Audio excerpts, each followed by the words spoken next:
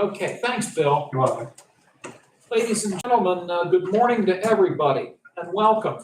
We will call to order the regularly scheduled quarterly meeting of the Lawrence County Retirement Board. Today is Tuesday, June 6, 2023. We'll note that we clarified this with our Deputy Chief Clerk, but the legal ad for these meetings reads that these meetings will convene at the conclusion of the Commissioners' meetings. And that's why we're starting at somewhat of an odd time. It's about 10 to 11, but the Commissioners' meeting ended about 5 minutes ago. So that's why we're able to start this meeting of the Retirement Board.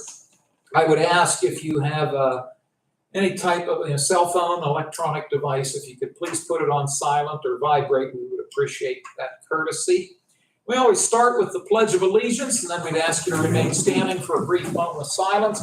Mr. Rapone, would you mind leading us in the pledge? So, I pledge allegiance to the flag of the United States of America and to the republic for which it stands, one nation, under God, indivisible, with liberty and justice for all. Please remain standing. We'll have a brief moment of silence.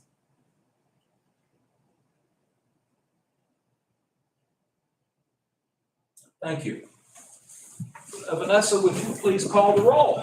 Controller Prestifine. Here. Treasurer Rapone. Present. Commissioner Spielvogel. Here. Commissioner Buick. Present. Commissioner Vogler. Here. We have a quorum. All 5 members are here. I want to note that we're very glad to have Commissioner Buick here in his capacity as a member of the Retirement Board. Now, he's been a commissioner now since early April, but this is his first Retirement Board meeting in this go-around. When he was a commissioner back in the 90s and early 2000s, he served for 8 years. And for a number of years, he chaired the Retirement Board. So he's an old pro. An emphasis on the word pro, not so much old. And as you pointed out, I've been feeling old lately. So. yeah, but you're still younger than, well, no, I don't know how old you are, but you're younger than some of us at this table. Welcome. That's how old we were. All in good fun, all in good fun. I know. But Brian, we welcome you back to the Retirement Board. Thank you. You'll have a lot of good input for us. I'll see if there is any public comment. I'll note that we do not have any members of the public in the room at this time. And what we do have in our packet, however, we do have the minutes of the last regular meeting of this board, which took place on February 14 of 2023. The minutes are in your packet. May I have a motion to approve them? So moved. Is there a second? Second. Thank you both, Commissioner Spielvogel and Treasurer Rapone. Any concerns about the minutes? Hearing none, we'll ask for a quick roll call, please. Controller Prestifine. Yes. Treasurer Rapone. Yes. Commissioner Spielvogel. Yes. Commissioner Buick. I abstained only because I was not a member of the board on that date nor in attendance at that meeting. Commissioner Vogler. Yes. Motion carries. Thank you all for that. Before we ask Sarah Wilson from Marquette to give us her update, let me ask the members of this board if, and we'll have an opportunity for new business, but prior to that, any concerns or announcements or questions that anybody has at this point in time? Okay, thank you all. Well, this is the most important part of our meeting, I believe, and that's the update that we get from Sarah. It's always a pleasure to see you, and we're glad you're with us. All right, well, and again, thank you so much for moving the meeting from May till now. So I think I'll just do a quick Marquette update. If we go to Exhibit 1, just so you know, we always have our investment symposium in Chicago, September 15th. We invite all our clients to go. If you're not able to, we have it live streamed, and there's usually some great speakers. We bring the research staff in there. And then also, if you ever feel like it, YouTube channel. Right now, we've got the first quarter market insights, and we also do have some updates on there for you. We're still 99% client retention rate. We picked up another county this year, Snyder County engaged in us. And then we have 337 billion assets under advisement with 37 years in business. And as we talked about, we hired over 40 new employees last year. So we really put a lot back into the office. And we've got at the Westchester office, which I'm out of, we added 6 new performance analysts and research analysts. Sarah, how many counties do you represent? We have 14. And then we also work with the Treasury. We've got 28 accounts with the PA Treasury, so we actually do that as well. She neglected to say, I'm sure she was just getting ready to say that of the 14 counties, we are the best. Yeah. Well, I can tell you, I enjoy coming out here a lot. I do. I've had some interesting county meetings over the years. They've all been very, very nice. So we're gonna go over what happened in the quarter and just look at, and we'll turn to Exhibit 2. And we'll talk a little bit about what happened so we can explain it. It's a little bit past, but we'll get an update soon.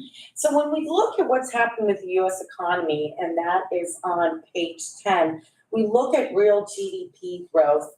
We know just this week payrolls and public and private sector increased by 339,000 for the month, better than the 190,000 that the Dow estimated.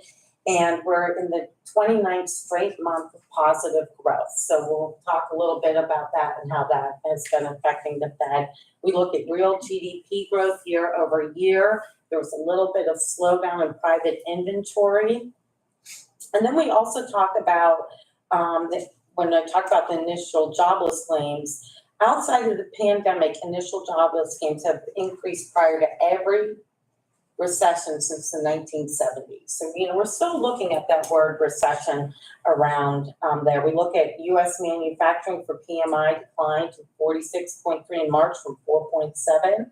All subcomponents were below 50%, which separates growth from contraction for the first time since 2009.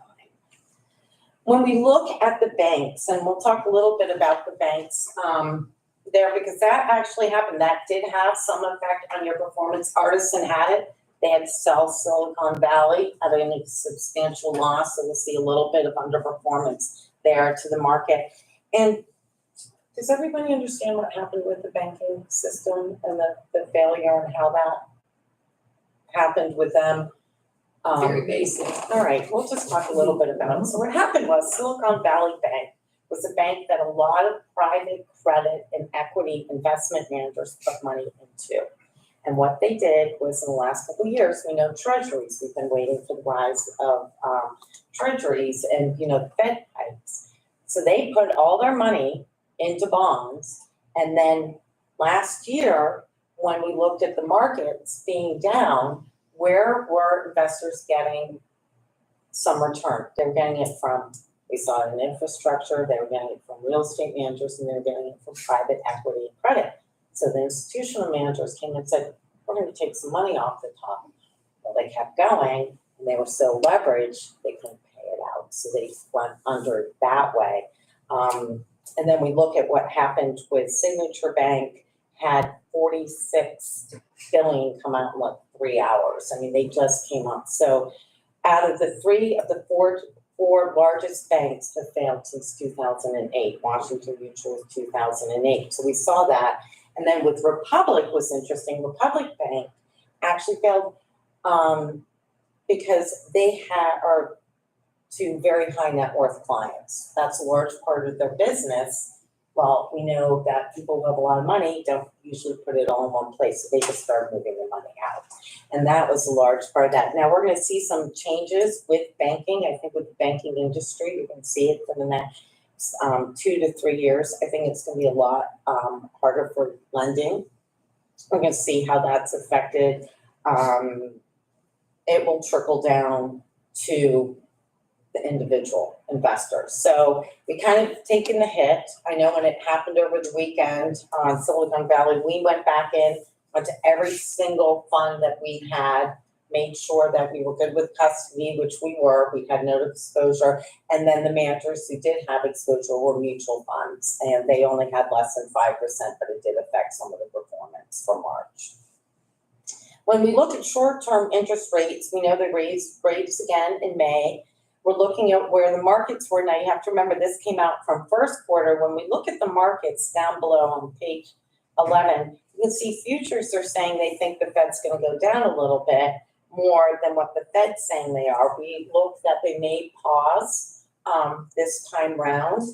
The problem is you've got jobless rates are not coming down. We've got inflation. We're looking at a little bit of inflation going up. And the thing about these interest rates right now is that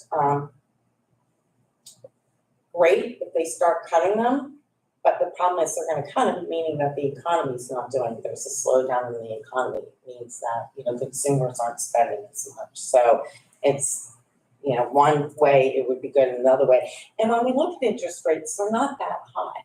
When you go look at the mortgage rates, yes, they've jumped from where they were, but they're not as high as we've seen in years past. We go look at the global economy, and we look at that. We look at economic expansion for China. We look at their dip, and we know that that's March 2020. We still kind of go back to COVID a little bit when we go back and look at the markets, because that really has changed a lot of things. And we look that they bounced back non-manufacturing, and then they have that dip again. You can see the second dip there with the blue line, and a lot of that has been because they closed back up. They had another COVID outbreak there. We look at global asset class performance, and you can see for the quarter, U.S. equities did 7.2, but for still the trailing 12 months, we're still looking at negative. And we look at U.S. REITs there, and that's on page 13. We look at they're down 19.4 versus a quarter of 1.7. We know that your real estate investment has done well. I can tell you that we have held off funding any new real estate investments right now for the next couple of quarters, just to stand back and see how they are doing as a whole. We look at what's happening with emerging markets. They're up 4% for the quarter, but they're still down 10.7. International bonds down 13.1. That's also a little bit has the currency in there. That's that. And then if you turn the page, we'll look at sector returns. And we look at more defensive sectors lag the broad markets as healthcare and utilities were in the red, while consumer staples generated a marginal gain. And you can see their consumer discretionary for the first quarter was up 15.8, but for the trailing 12 months, it was down 18.2. We know that growth stocks topped value stocks handily during the first quarter. As you know, we take a little bit of, we lean towards value stocks, and that is long-term. That has really helped you, especially in the down markets. And it's just a slight, probably about a 2% overweight on there. Value suffered from the underperformance of energy and financials. We've seen gas prices go up. We're in the summer, so now gas prices are going up again. Crude, I think it's at 76 a barrel, closed yesterday. And then when we look at interest rate, the calendar was quite favorable for the equity markets. And I think this is interesting.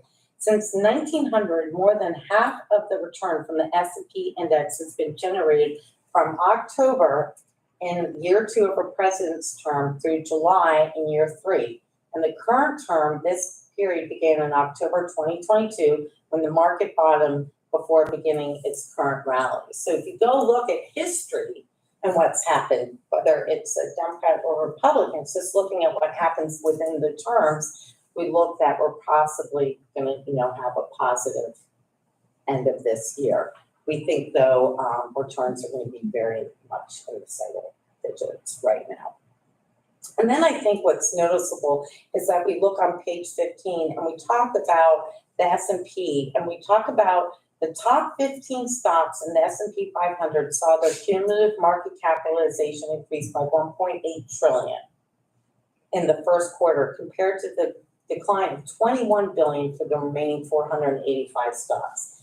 And why that's interesting is when we go back to March 2020, remember 5 stocks took the market down, 5 stocks took the market back up in the S&P. So you're really seeing a concentrated returns and several, it's not the whole market's moving, you've got different equities moving there, so the top 15 stocks. And then we look at the time-weighted return. The outperformance of the largest stocks is also evident in the relative performance of the S&P 500, equal weighted. The former outperformed its equal weighted counterpart by more than 500 basis points in first quarter, the widest outperformance since first quarter of 2020. So what does that mean? That means it's that you're broadly diversified, managers are broadly diversified. You never want to bet on 5 to 15 stocks, but you're going to see a little bit of performance going up and down versus the benchmarks, just because it's a very concentrated return. It's only certain sectors, only certain companies doing well. Are there any questions? All right, let's turn to exhibit 3. Let's talk a little bit about how you've done, and then we'll delve into some of the managers. So your market value as of March 31st was 90.4. Yesterday it was at 91.6 million. So we have made a comeback there, because you can see the first quarter we started off at 87 million. Get a gain of 3.7 with a net investment gain of 4.9. For the trailing 3 years, the fund has had an annualized return of 10.8, return with a net investment gain of 26 million. And why I wanted to look at that 3 years, that included the COVID when we saw the market. It's also included last year. So you've done very well, even through some down performance and the markets being down. We look at outperformance by global equity managers Dodge and Cox and MFS, outperformance by non-US equity manager Hartford and Schroeder. We're going to talk a little bit about Artisan, Harding and Lover and Wellington. Artisan just had Sovereign Bank. There was no way around it, so they just took that look at it. And then Wellington is an emerging manager market, and we like them long term, so we'll look there. Since added asset class infrastructure, so when the board decided to, sorry, there's a tape over there, add infrastructure, JP Morgan's returned 10.1% versus their benchmark of 8.1. So you've had some nice performance there with the diversification there. Low investment manager fees, we've been able to lower those at 33 basis points. And then looking ahead, we know we had that Twin Capital came out and did that presentation for you. We could discuss that. And then I also would like to set a date, if there is time this year, to get that employee education, because we did it a couple years ago. So we can work with Korn Ferry, but if there's a certain time, and let me know how we want to coordinate that with them, because I think that would be a really good idea. Especially, we've seen so much the market change, and this portfolio has changed. And what I have seen in other counties right now is because of how things are getting more expensive and everything, people are taking out. They're not of their pension fund, or if they're getting a new job, with the turnover, they're just taking that check, and to really have a better understanding of, it's long-term, it's a good benefit, and you don't want to be taken out of that account. And that I've seen that. We have one county that every time somebody leaves, they just take the check and face the tax consequences later. Let me stop you then, if you don't mind, since you brought this up. Let me ask my colleagues, do any of you object to us pulling together this fall a session or sessions for the employees? Does I think it's a anybody- great idea. Great idea, Okay. very good idea. Brian, any problem on your part? Okay, we'll work with you, and Yes. my recollection is when we've done it before, it's been more than one session. We did two. We did a morning and afternoon. Yeah, Korn Ferry came in, and they actually explained how the plan works. And then I will do an overview of what the market is. We'll do some of the changes, how well it's funded, that way. So I can, I'll probably see Dave next week at the conference. So maybe we can get some dates together and send them around. But Okay. it's like an hour presentation. I think when we do it, Yeah. I was gonna say, if you wanna send me some dates, I can work with all of them with Right, I'll coordinate it through you, that's probably one of the better. I think, I mean, I'll put you all in email, but when we do this, not to put our friends in the controller's office on the spot, but might be a good idea, any of your staff that would be there to answer questions, and maybe even have HR there. For questions that they might get. Any other department you think who might be getting questions, but I would imagine that primarily it would be the controller's office and the HR department. And of course, you folks that would get questions from our employees. So I think you've got the green light from us. okay, so I'll start coordinating now, Thank you. with Corn Ferry. And then we'll throw some dates and we'll do it early fall, that, after everybody's on vacations and stuff. And turnover, are you having a high turnover recently or not? Certain departments, I wouldn't say overall, Continuous. yeah, I wouldn't say overall, but certain departments. Do you see them taking out when they leave? Do they move it or do they? It's varies. It varies, so Yeah. it's not And then some noticeable. of, some of the people haven't been here that long, that are turning over, so it's not like, it's not a lot of money, but I Right, don't see too much of the people taking a big chunk unless it's somebody that retired. that's been Right. here a long time. yeah, I've just kind of noticed it, I've noticed it with some other counties that people, when they do leave, they're just taking the Like check. at full retirement, they take the whole. No, they'll take their cash out, they won't put it into a rollover, they won't move it over, and they're taking the checks out and not realizing, the tax consequences and all the penalties, and actually understanding and having an understanding of putting in what the cash balance is, and everything. So I think it's always good to do every couple of years a check, this is your benefit. Can I ask you a question? She mentioned Twin Capital, and in the minutes from the February meeting, which I was not in attendance, there was a presentation from two folks from Twin Capital Management. Who's Twin Capital Management, and what do they do in one or two sentences? Twin Capital is a Pennsylvania firm. They're based in Western Pennsylvania. They have some equity products. We've seen them in several counties. They do a lot of Taft-Hartley, and they do a product that's kind of close to the S&P 500. They benchmark to that, and it's a defensive equity play, meaning that they tend to strive their performances out to perform in the down markets to give you some protection. It's an investment management firm that's privately held, and they've been around the business probably, I think, close to 15 years now. They're one of your partners, or they're your No, competitors? or- they're an investment manager. So we're the consultant, we put all the managers in. Sometimes when you look at a Pennsylvania-based firm, we kind of tend to like to use Pennsylvania-based firms. They are not part of the OCIO, so we have discretion over this. We can hire and fire any manager within this portfolio. Twin Capital knows some people on the board and thought they would like to do a presentation. They came and asked me if they could do a presentation to the board. We don't usually do that with every manager, but they are Pennsylvania based. So sometimes we like to get them in front and see if there's an interest there. I'll note that we see them at our CCAP conferences, and I'm not sure if they attend the treasurer or the controller's conferences, but yeah, they're usually at CCAP, at our summer conference. And just so you know, with discretionary, with this program, everybody has to go through an 18 to 24 month vetting.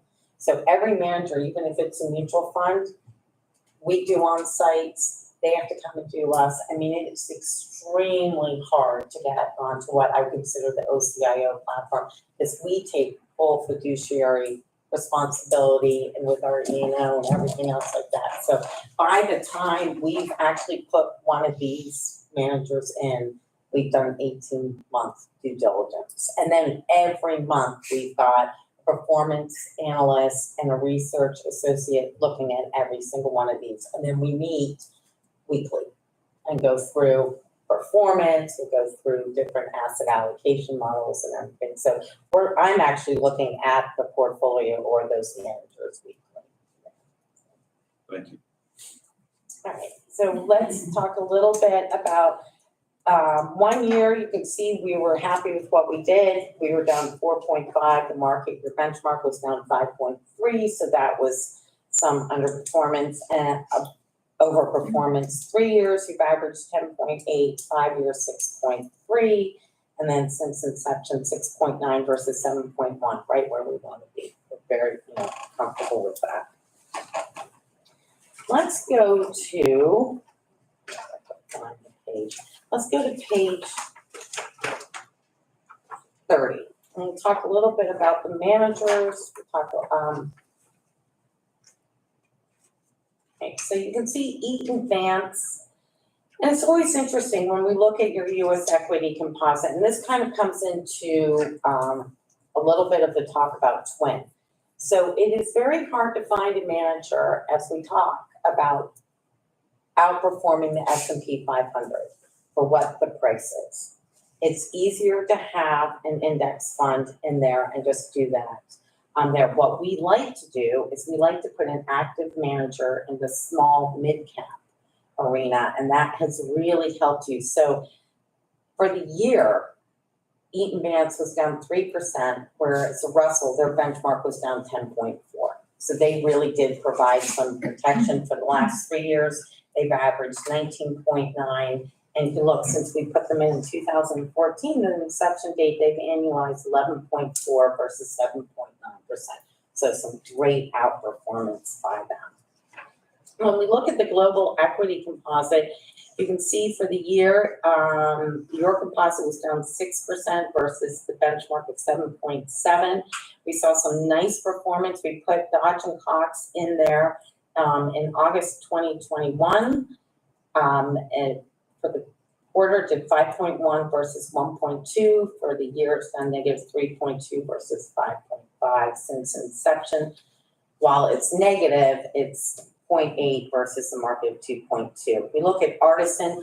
Artisan just had a tough quarter, 9.1 versus 13.8. They still did 9.1 for the quarter, and we are actually looking at them.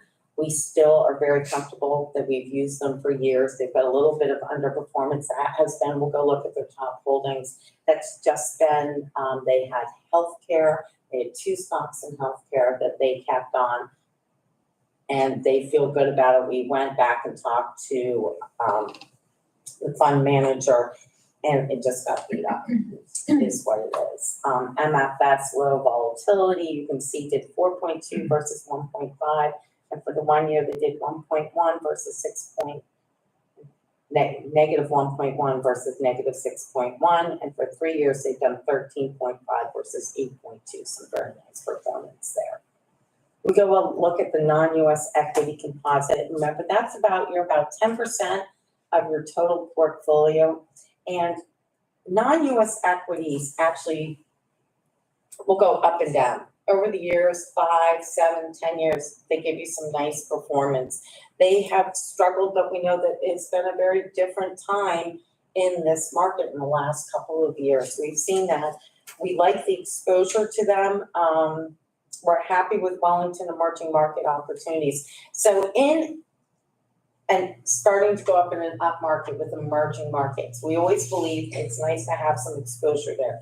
Emerging markets go down very quickly. They have a lot more volatility, but going up, they'll go a lot quicker and rebound, and you'll get some performance out of there. And remember, when we build a portfolio, it's how every piece fits together, not just each manager there. Real estate, we can look at real estate, and I think, remember when we moved, we took money out of equities, we took money out of fixed income, we funded real estate. For 3 years, it's done 8.3 versus 7.5. Clarion has done 8.1 versus 7.5. And then we go look at TA Realty Core. We moved a little bit more into that. So we diversified. We started with 1 manager, and then we went to 2. And TA Realty did 11.3 versus 7.2. And since we put them in, your composite picked up 6.9. That's great, because we funded a lot of that with fixed income. We knew fixed income wasn't going to give us the returns.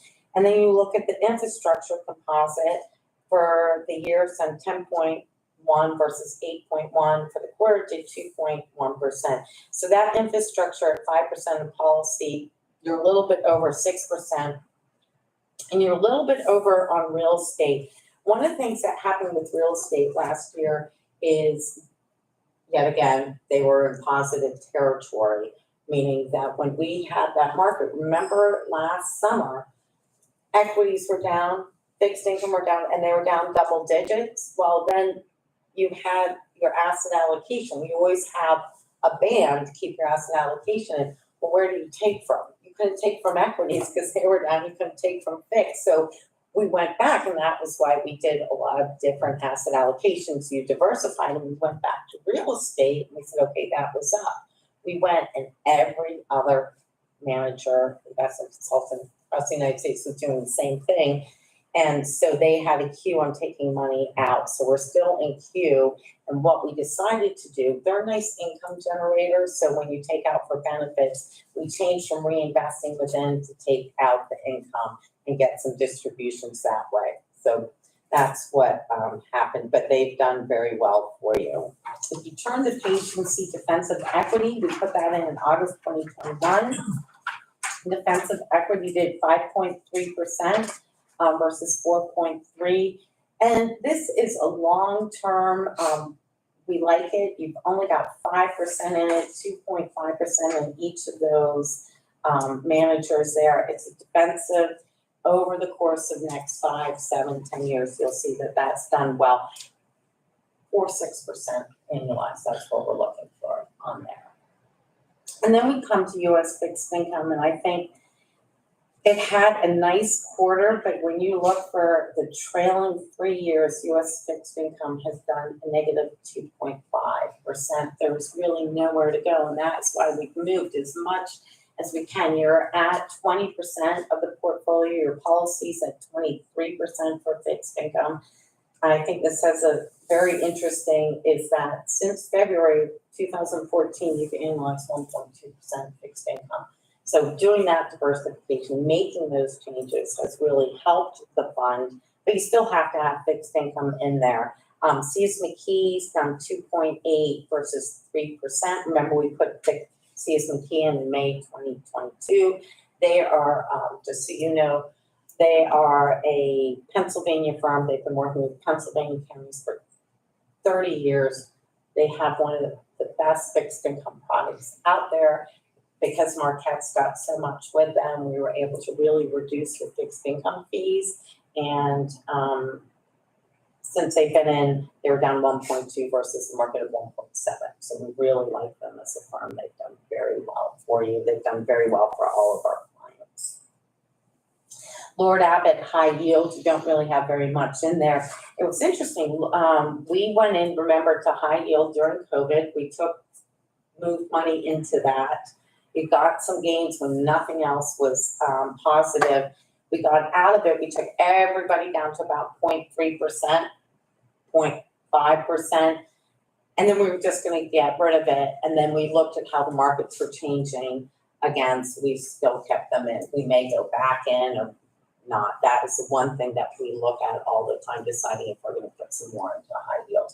And we can move around up to 5%, 0.5% with policy. Are there any questions? Any questions on the market?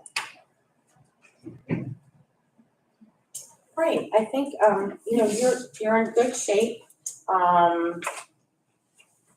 Going forward, we hope to see a positive year this year with the equity markets. You've got a lot of up and down going there. You see there's a lot of volatility. There's more volatility this year than we've seen even in last year.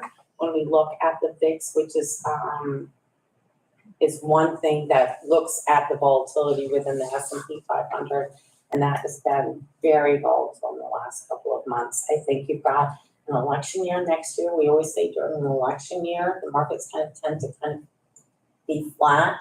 That may not be the case this year, just depending on what happens with the Fed.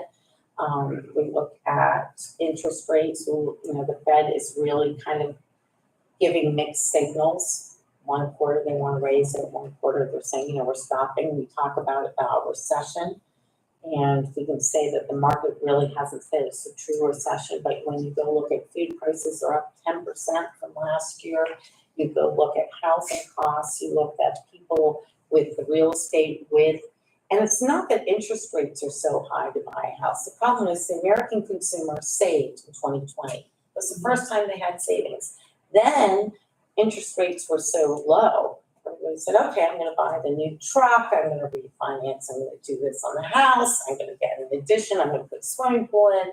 That's all happened, and now you've got credit cards that are 29% annual APR.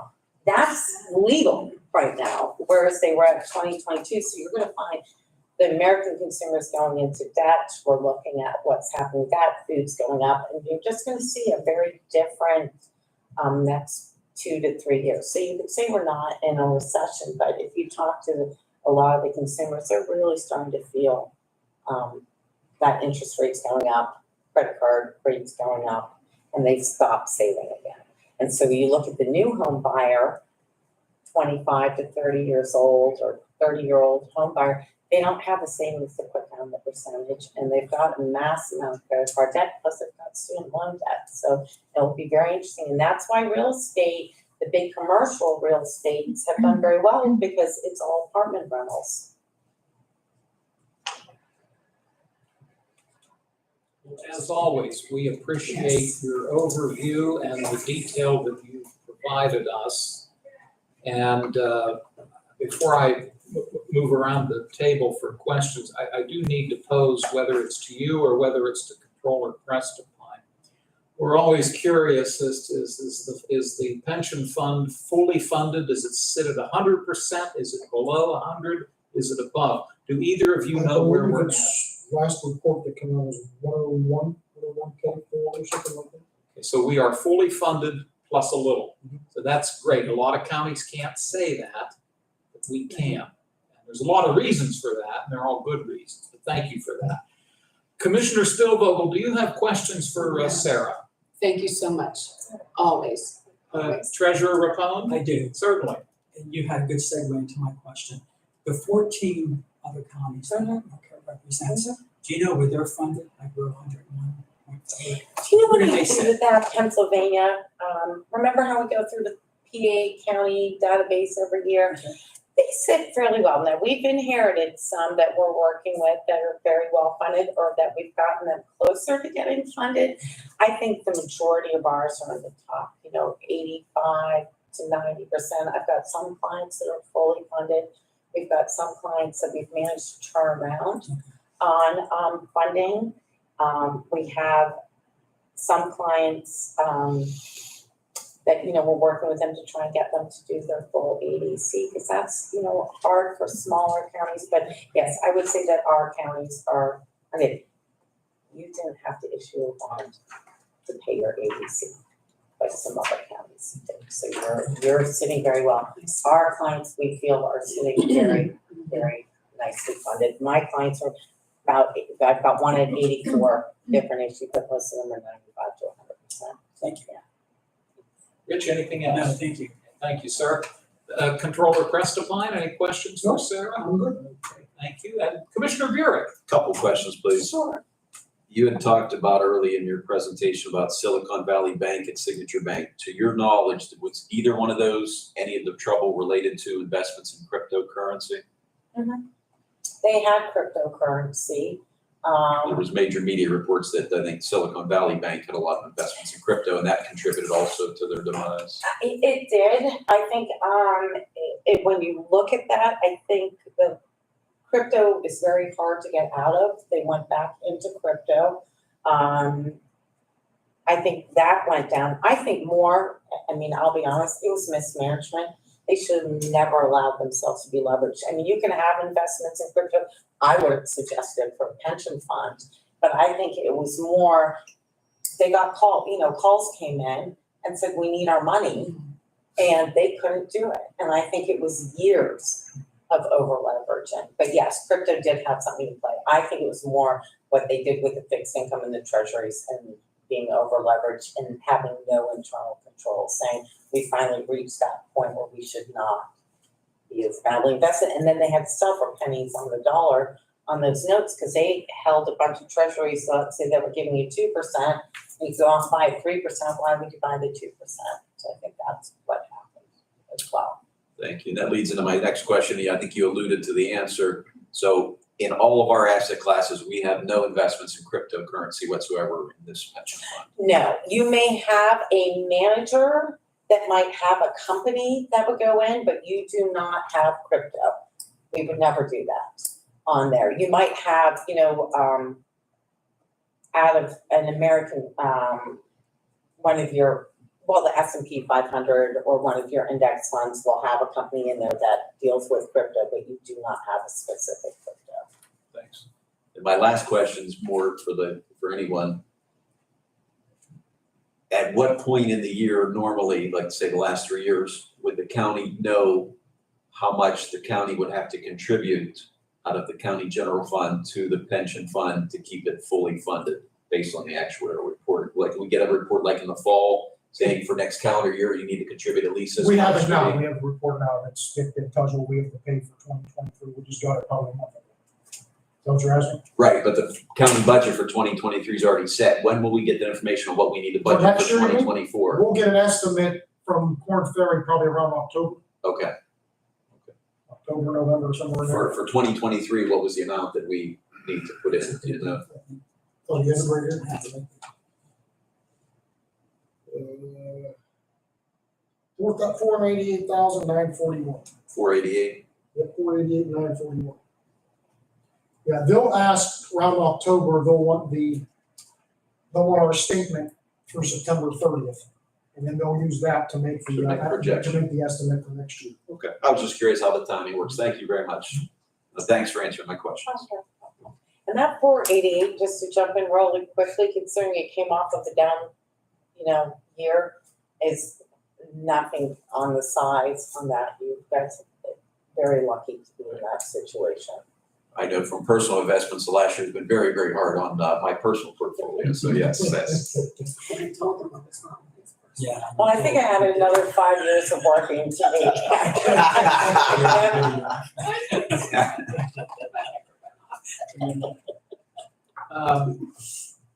Sarah, again, we always appreciate how thorough you are Yes. and the attention to detail that you pay to this report that you give to us. I'm going to drop down to new business. We don't have any resolutions for consideration, nor do we have any on the table. I don't believe there's any need to amend today's agenda. For public comment, I'll note that at this point, we do not have any members of the public in the audience. But before we adjourn, two things.